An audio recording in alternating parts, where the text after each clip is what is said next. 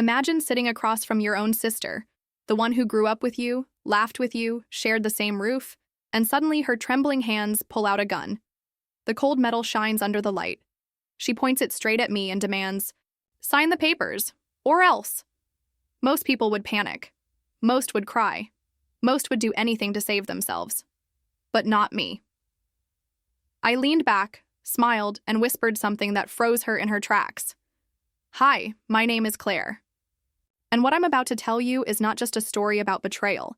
It's about how family greed can turn love into hate and blood into venom. My sister wasn't just jealous. She wasn't just angry. She was ready to destroy me. And she almost succeeded. This is the story of how I fought back, how I refused to bow down, and how revenge became my only weapon. I grew up thinking my sister, Emily, was my best friend. We were just 2 years apart, inseparable as children. We used to whisper secrets under our blankets, plan adventures in the backyard, and dream about the future together. But life has a way of twisting people when money, property, and power step into the picture. Our father was a businessman. He worked hard his whole life, built a small empire from scratch. By the time he passed away, he left behind more than just memories. He left wealth, properties, and businesses that needed someone to take over. That's where the cracks began to show in my sister's heart. At first, it was subtle. She would roll her eyes whenever Dad praised me for being responsible. She would compare her life to mine, as though everything I achieved was a personal attack on her failures. But things spiraled after his will was read. Dad left us both equal shares. Equal. But Emily didn't want equal. She wanted everything. The will required us both to sign documents to transfer certain properties into joint ownership. That's when Emily snapped. She didn't want joint anything. She wanted me out of the picture, and she was willing to use fear to make it happen. One night, she invited me over to her house. The table was set, the atmosphere seemed calm, but something in her eyes felt dangerous. I should have known. Halfway through our discussion, she stood up, walked into the other room, and came back holding a gun. My heart skipped, not because I was scared of dying, but because in that moment I realized my own sister had chosen greed over blood. She slammed the papers on the table. "Sign them. Or else." Her hands shook, but her voice was steady. She meant it. But I didn't flinch. I didn't cry. I didn't give her the satisfaction of seeing me scared. Instead, I leaned back in my chair, folded my arms, and smiled. "Emily," I said calmly, "if you pull that trigger, you won't get my signature. You'll get prison." Her eyes widened. For a second, her grip loosened. I continued, "You think you're smart, but you didn't notice the camera in the corner, did you? Every single thing you've done tonight, every word, every threat, is being recorded." Her face drained of color. From there, everything unraveled. But this wasn't just about a gun or some papers. This was about years of jealousy, secrets, and betrayal that had been boiling under the surface. And the revenge I planned was only beginning. Emily's hands trembled as she lowered the gun slightly. Her eyes darted toward the corner of the room where I had pointed. The truth was, there really was a camera there. I had installed it days before. Sensing that something was wrong with the way she had been acting, her lips curled into a nervous smile. "You're bluffing," she muttered, though her voice cracked. I leaned forward, keeping my eyes locked on hers. "Am I?" I whispered. "Do you really want to take that chance?" For the first time, Emily looked uncertain. The powerful, angry sister who thought she could scare me into submission was now visibly shaken. But I knew this wasn't the end. Greed doesn't disappear with a single warning. It festers, it hides, and then it strikes again. I didn't sign the papers that night. I stood up, walked past her, and left the house with her gun still in her hand. But my calm exit wasn't weakness. It was strategy. Because I had just declared a silent war. The next morning, I visited my lawyer. I handed him the footage from the hidden camera. He watched silently as Emily's threats unfolded on screen, his face growing more serious. with every second. When the video ended, he leaned back and said, "Claire, this is attempted coercion with a deadly weapon. If we take this to court, your sister could face years in prison." I should have felt relieved, but I didn't. Somewhere inside me, I still hoped Emily would come to her senses, that she would apologize, that we could heal. But deep down, I knew this wasn't over. Days passed. Emily didn't call. She didn't apologize. Instead, she spread rumors about me. She told relatives I was trying to cheat her out of her inheritance. She told friends that I was sick and obsessed with destroying her. Slowly, people started whispering. Family gatherings turned cold. Eyes followed me with suspicion. That's when I realized my sister wasn't just after the money. She wanted my reputation destroyed. She wanted me isolated, cornered, and powerless. But she underestimated one thing: me. Because I had no intention of playing victim. If she wanted war, I would give her war. The plan began small. I started gathering evidence: emails, text messages, secret recordings, every little detail of her lies. Each piece of evidence was like a weapon in my arsenal. Meanwhile, Emily grew bolder.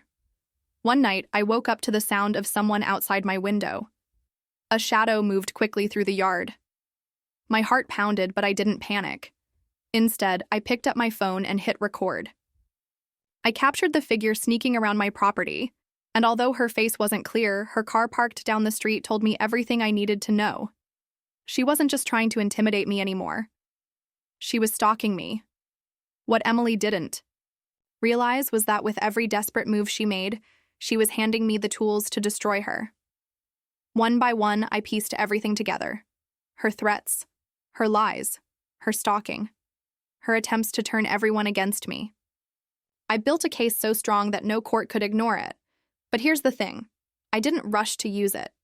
No, I wanted her to sweat. I wanted her to feel the same fear she had tried to put in my heart. Revenge, after all, is not about speed. It's about precision. And the night finally came when I confronted her again. We were at a family dinner. Relatives gathered around the long table, plates clinking, laughter echoing. Emily sat across from me wearing her usual smug smile, acting as though nothing had happened. I let her enjoy the evening. I let her feel safe. And then, when the moment was right, I pulled out my phone, connected it to the TV, and hit play. The room fell silent. On the screen, Emily appeared, gun in hand, screaming at me to sign the papers. Gasps filled the room. My mother's hand flew to her mouth. My uncle shook his head in disbelief. Emily's face drained of color as the truth played out for everyone to see. When the video ended, I looked directly at her and said, "This is the sister you all thought you knew." The silence was deafening. Emily stood up, stammering, This isn't real. She faked it. She's lying." But no one believed her. The evidence was undeniable. That night, Emily lost everything: the family's trust, her reputation, and her power over me. But my revenge? It wasn't complete yet. Because sometimes revenge isn't about destroying someone publicly. Sometimes it's about watching them destroy themselves. And Emily was about to do just that. Emily didn't show up at family gatherings after that night. She avoided everyone, refused to answer calls, and isolated herself in her house. But shame has a way of boiling into anger, and anger has a way of turning into obsession. I thought, maybe, just maybe, the exposure would be enough to end it. I thought she would back off, accept reality, and move on with her life. But I underestimated her desperation.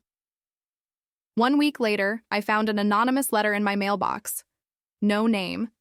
Just one sentence scrawled in messy handwriting: "This isn't over." My stomach tightened. The ink was smeared, as if written in rage. I didn't need a signature. I knew it was her. Instead of panicking, I smiled to myself. Because if Emily wanted to play this game, she didn't realize she was already 10 steps behind. I upgraded my security. Cameras around the house, locks, reinforced, even motion sensors in the yard. If she tried anything, I'd know instantly. But I also did something else. I hired a private investigator. The PI followed her for weeks. What he uncovered was worse than I imagined. Emily wasn't just plotting against me. She was meeting with shady people, men with criminal records, known for intimidation and violence. She was looking for allies, people who could help her finish the job. When I saw the photos, my blood ran cold. This wasn't just sibling rivalry anymore. This was war. Still, I didn't rush. Revenge, I reminded myself, must be patient. So I played along. I let her think she was invisible. I let her believe she was the predator while I was the prey. But behind the scenes, I was documenting everything. Every shady meeting, every late-night call, every reckless mistake. And mistakes? Oh, she made plenty. One evening, she met one of those men at a bar. She was careless, speaking too loudly, drunk on desperation. She didn't realize someone else was recording from the booth behind her. Her voice was crystal clear on the tape. I don't care what it takes. I need her gone. Do you understand? Gone. Those words sealed her fate. The night I confronted her again was unforgettable. I invited her to meet me at a quiet cafe. She arrived, looking tired, but still trying to carry that arrogant smirk. She thought she was in control. I leaned across the table and slid my phone toward her. "Play it," I said. She pressed the screen. Her own voice filled the air. "I need her gone." Her face went pale. Her hand trembled as she set the phone down. "Where did you get this?" she whispered. Smiled. "You see, Emily, you've been so busy trying to destroy me that you never realized. You've been destroying yourself." Her eyes filled with rage, but also fear. She knew the walls were closing in. "You wouldn't dare expose me." She hissed. "Wouldn't I?" I replied calmly. "Do you remember the last family dinner? Do you remember the look on their faces when they saw the gun footage? Imagine what they'll say when they hear you plotting my death." For the first time, Emily broke. She buried her face in her hands, shaking. But I didn't feel pity. Not anymore. Because she had chosen this path. She had chosen revenge, violence, and hate. And now she would taste the consequences. From that day forward, I let the evidence speak for itself. The recordings, the photos, the letters, they all painted the picture of who Emily had become. It wasn't me turning the family against her. It was her own actions. One by one, people stopped trusting her. She lost friends. She lost respect. She lost everything she once thought made her powerful. And I didn't need to fire a single shot, raise my voice, or shed a tear. My revenge was patience. My revenge was truth. My revenge was letting her destroy herself while I stood tall, unbroken. But this wasn't the end. Because what Emily didn't know was that I still had one final move left. Emily disappeared from the cafe that night, but her shadow lingered everywhere I went. She had lost her confidence, her composure, her family's respect, yet I knew she was not finished. People like Emily don't stop. They adapt, they twist, they dig deeper into their own darkness. The following weeks were strangely quiet. Too quiet. I went to work, came home, lived my life, but every creak in the hallway and every car parked. Too long outside my house made me alert. I wasn't paranoid, I was prepared, because Emily's silence was not peace. It was strategy. And then, one morning, the storm returned. I woke up to the sound of glass shattering. My body jolted upright in bed, heart pounding. The sound had come from downstairs. Carefully, I slipped out of bed, grabbed the small bat I kept by my nightstand, and crept toward the staircase. Each step was slow, deliberate. My ears strained for movement. Then I heard it. Footsteps crunching over broken glass. I peeked around the corner, and there she was. Emily. Her hair was wild, her face pale, her eyes red as if she hadn't slept in days. She was in my living room, picking up a photo frame that had fallen when she smashed the window. Her hands shook as she stared at the photo. Me, Dad, and her, smiling when we were kids. "Emily," I said softly. Her head snapped up, her expression twisted between rage and sorrow. "You ruined everything," she screamed, her voice echoing through the house. "You took them away from me. Mom, Dad, everyone. They all hate me because of you."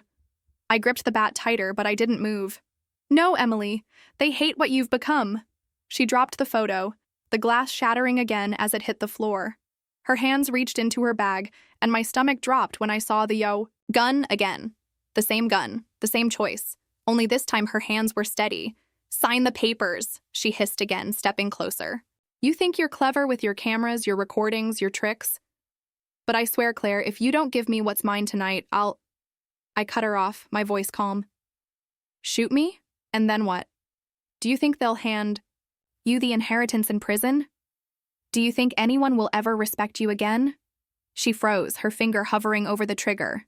Her lips trembled. For the first time, I saw not a monster, but a broken child, trapped in her own bitterness. But pity is dangerous. Pity blinds you to the truth.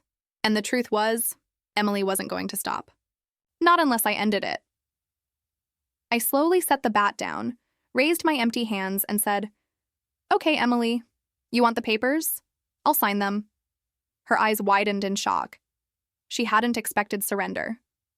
Put the gun down, I continued, and I'll give you everything you want. For a moment, her expression softened. She lowered the gun just slightly, her breathing unsteady. That was all I needed. With one swift move, I lunged forward, kicked the gun from her hand, and shoved her. Back against the wall, the weapon clattered across the floor. Emily screamed, clawing at me, but I was stronger this time. Not in body, but in will. I grabbed her wrists, pinned them, and hissed into her ear. This ends tonight. The police arrived minutes later.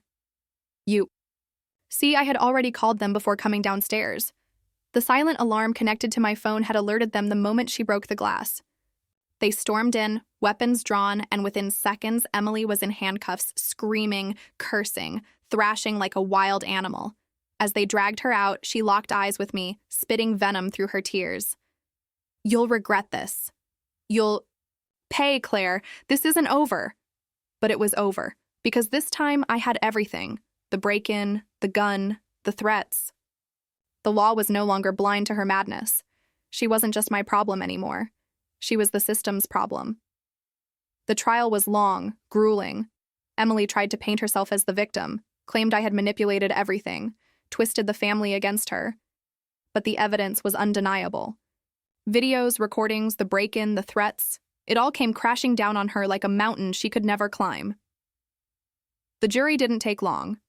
Guilty, attempted coercion, armed threat, breaking and entering, harassment. The sentence, 15 years in prison. I sat in the courtroom that day, staring at my sister as the judge read the verdict. She didn't cry.